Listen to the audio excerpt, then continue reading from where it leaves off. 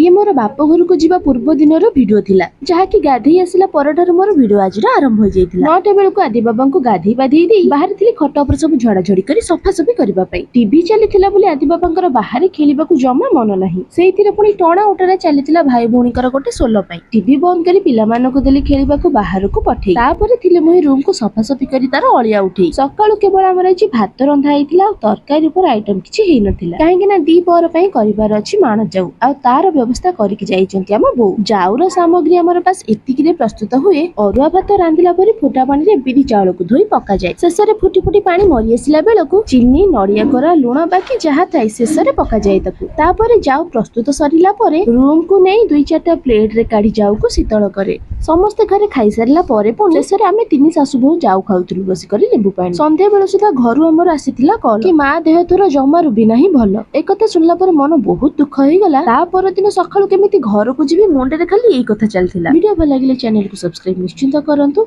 Jai Shri Jagannath.